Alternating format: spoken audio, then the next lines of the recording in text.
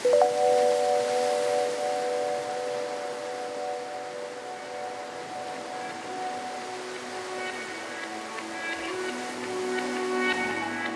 and welcome to Audionautic. My name is Kh3rtis. And I'm Sunwarper. In this podcast, we'll be exploring the intersection of music, art, and branding of today's artists. Now more than ever, it is pivotal to weave one's music with branding, aesthetic, and story to stand out amidst the endless ocean of noise. Together, we're looking to demystify this daunting task. So, we need to do an intro episode about how we met and how we got together, and then how that transpired into becoming this. So, do you want to? Yeah. We have spoken about how we kind of met online. I think I told you how I found you. I was scrolling through hashtags, and I came across Dawning. I think either Dawning or Astral Projections, one of the two. And you had done. Bet it was Astral, because I feel like this was a while ago that we connected. It was. Like, I think it was 2019. It was. I think it was the end of 2019. No, it was summer. I was flicking through the hashtags, and I came across. It was Astral Projection. Basically, there was a clip of you performing Astral Projection, and I saw that. And I mean, like I say, I was a fan before I was a colleague, if that makes sense. I found your work, and then I thought, you know what? Fuck it. Let's see what he's about. And yeah, that's how that transpired, essentially, in the modern day, in the modern world, should we say? Yeah, because I remember for me, I try, like, if someone follows me, I look at their page and see, like, what is their followers to following ratio? Are they just one of those people that follow you then ghost you because they just want the number increase? And then I look at the stuff and I think I liked one or two of your videos or something. And then just as time went on and you posted more stuff, we'd like each other's stuff. And then I think it was that video with the on the beach with like the tables. And I think it was And Then They Came. Yes, the song you were playing. I was like, that is epic. So I liked that, and I was like, I'm going to take more note of this guy. And then I really liked your live looping videos, because at the time I was trying to figure out how I would do that. So then I messaged you and was like, hey, how do you do these live looping videos? What's your gear? Because I'm looking into it, and I think I had those live shows coming up, or was planning to do them, and was curious the way you went about it. You gave me like 30 paragraphs of just all this stuff, that, like, all the tech that you have behind it. I was like, holy crap, that is too much for me to do. But it was really helpful in figuring out, like, how I'd carve my own rig and, like, I had to make it more computer based and stuff. But it's like an end goal of mine to get to the point that you were at with that. Yeah. From that, you actually introduced me to the community, because before this point on, I hadn't found any form of community, any form of people other than, like, I thought I was just doing this on my own kind of thing, And you realize that there are people doing this thing, but then suddenly you're like, oh yeah, there's a Twitter group, and there's a Discord group, and there's a whole bunch of people doing the same thing, the same shit that we're doing, and that's what I suppose led to this, should we say? Yeah, and I only recently got involved with those groups as I started doing more collabs, especially with this pandemic and everything, wanting to just kind of have a social life without being able to socialize outside and stuff. Different people that I was communicating with and starting to do collabs with all had, like, these groups and stuff like that, or just people on Twitter that, we like each other's stuff. They were saying, hey, I'm in this group, do you want to join it? And since we were already collaborating, and I try to just, like, spread the love where I can, I was like, let me get Kh3rtis on this. And I guess you can't use the Twitter group, the message group, unfortunately, but you're on the Discord. But yeah, so through that, I've met all these people too, and found this great community of like-minded people that all want to, help each other learn and spread the music. It's great stuff. So, I mean, do you want to tell us, because you approached me for this, because you actually approached me for this. Do you want to talk about how that came about? Yeah, so well, I think the best way to go about is we started with our collabs we started working on it I think in March, right? Or Hmm. February? No, February? Yeah, it dropped in January, March, so February, February. something like that. And yeah, and so we've decided we'd do one track each where we'd send some stems and just let the other person go crazy with it. And you and I have, despite our very different approach to music, we have a very similar mindset, I feel like, and we look at things in a very similar way. And it just seemed to really gel how we worked, how we promoted our music, how we did the artwork. Like everything just gelled between us. And I really like that in terms of work and working with somebody. And so I've been toying with the idea of starting a podcast for a while that kind of focuses on aspects of the music community and being a musician that aren't usually covered, like the image, how the image ties into the marketing, how the image ties into the musician, the music, the themes, all these things that aren't usually talked about, and in-depth things about the production, the composition. And I thought, I know the perfect guy to do it with, and it's you. So I approached you about it, and thankfully you were keen on doing it, and here we are. I mean, it's interesting because, I mean, it never really occurred to me before until actually you brought it about. But this idea of the branding and the marketing and the story and the images behind the artist and what they do is more important now than I'd argue is more important now than it has been before.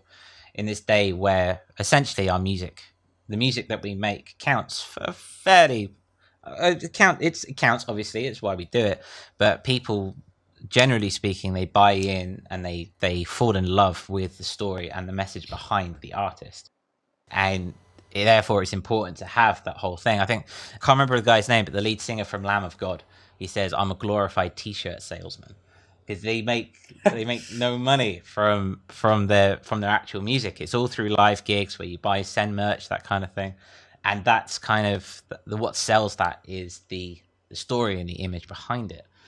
Any budding artists starting out, any artist wanting to kind of put their music out there and grow a fan base and kind of make a living from their art and their passion, this is a very daunting prospect. The idea that you have to shove yourself out there. You know, a lot of us are introverts, aren't we? Yeah. A lot of us are people who don't particularly like the limelight. We just are arty people, and then but we're told to, stick our face out there, be an entertainer, that kind of thing. So I think we can serve that sort of demystifying effect, shall we say?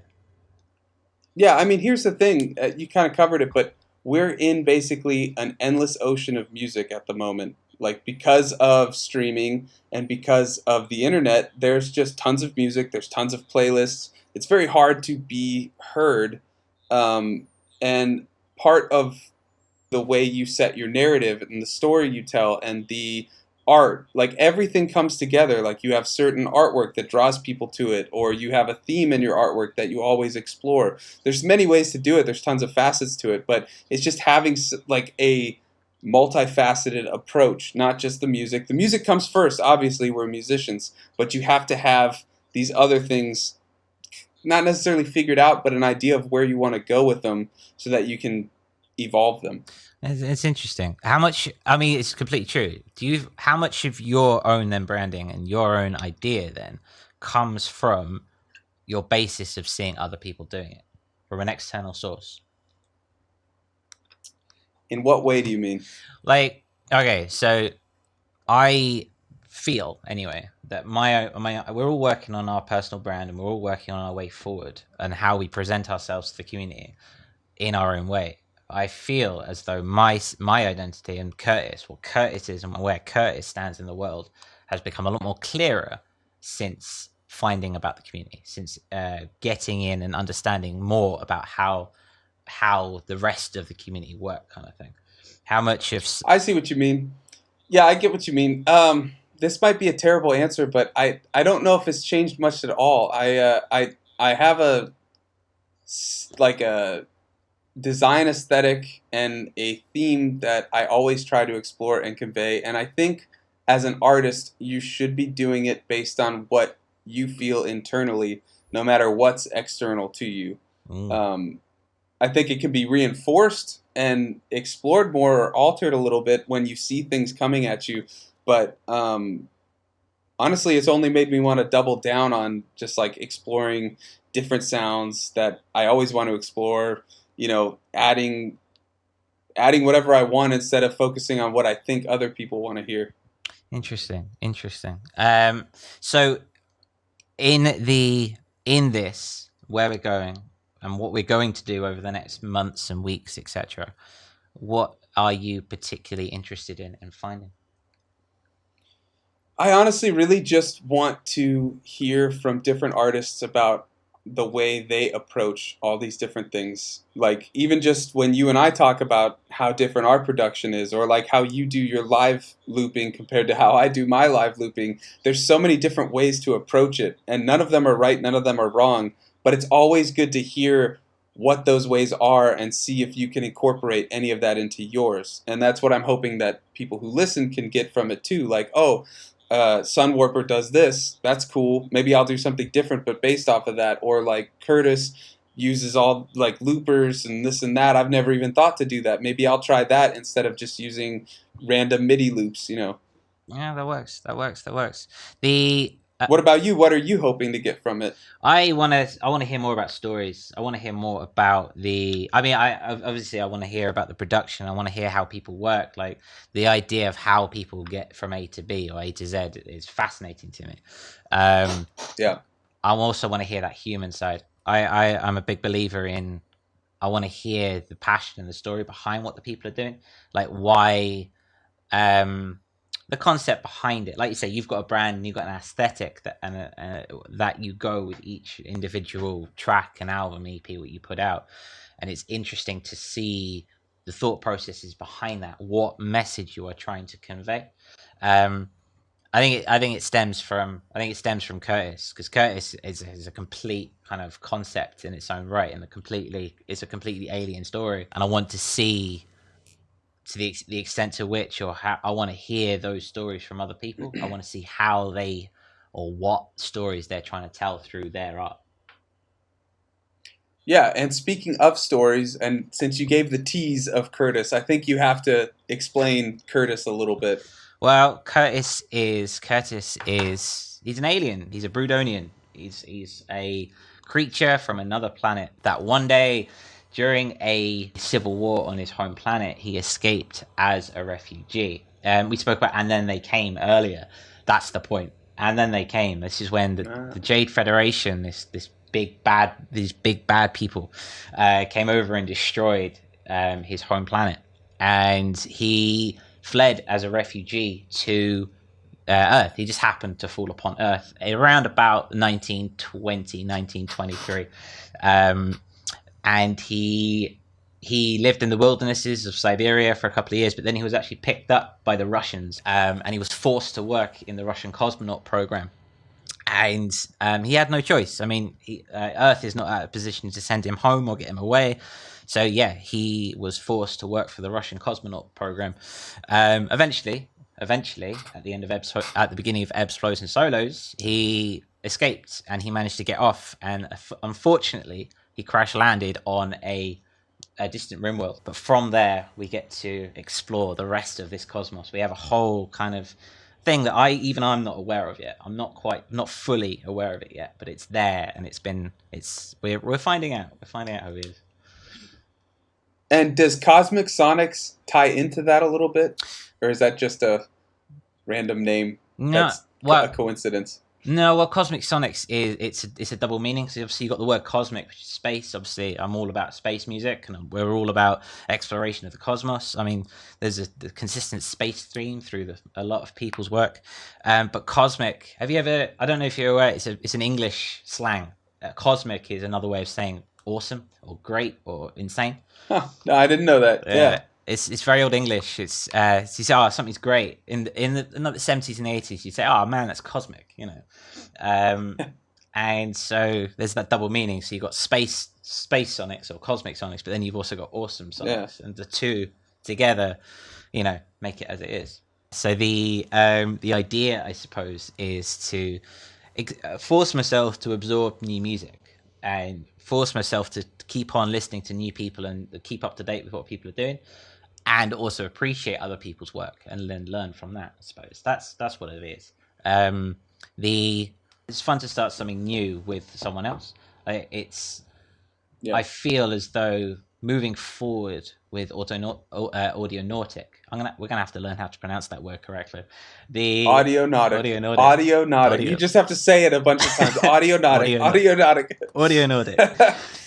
You'll get there. You'll get there. I feel as though doing this with you and taking people with us as we go is doubling down on that kind of exposure to the rest of the world, the rest of the community, should we say?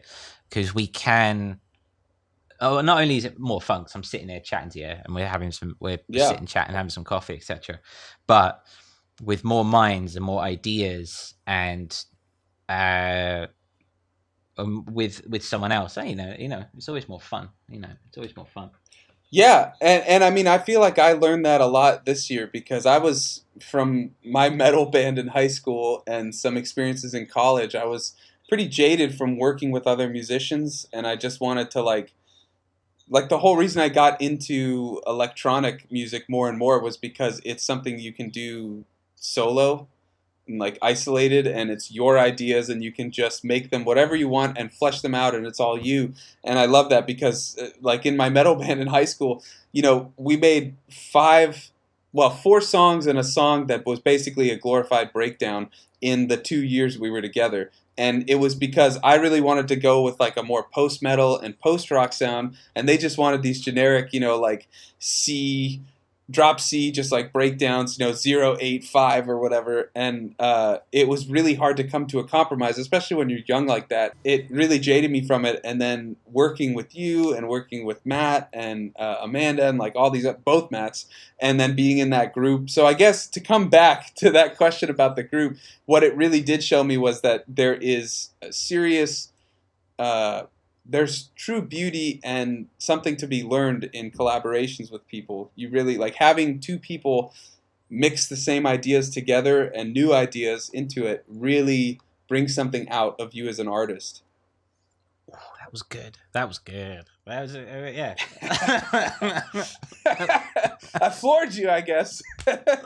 That's cool. So why don't you tell us about the format? Why don't you tell us about how this is going to work, and why don't you tell us about how we are moving forward in the show? Yeah, so this is in its developmental stage, so things may change over time, but basically the way we're imagining it, we're going to do little series or seasons of 3 interviews. And then on the 4th week, it's going to be basically you and I doing a roundup of the things we took away from each of these interviews, and both like what we're currently working on, and if anything we learned or talked about with these guests has altered how we approach what we're currently working on or what we're planning to work on or anything of that nature. And aside from that, it'll be you and I interviewing one guest each day or each week. Basically talking about all the things we already said: branding, marketing, image, how they portray their themes, how they come up with their themes, how it works into their music, all that sort of stuff. So this is going to be very interesting in that sense, to find out more about people on a human level, because there's one thing to sit and message and communicate over Instagram, Discord or whatnot, but to get them in a virtual room and sit down with them, see them face to face, it's going to be it takes it to a whole new level, should we say? Yeah, definitely. And that I also think is the beauty of the age we live in as musicians, that we, like you and I, are on the polar opposite ends of the world. And yet we came together through social media, through Instagram. We met randomly from hashtags. We talked for a long time, developed a relationship, then collabed. And then now we're here actually face to face, and we're going to have other people from around the world face to face that we can learn from and talk and have fun and just, find out things about everybody. Yeah, it's going to be good. So yeah, let's get on with it, shall we? Let's do it.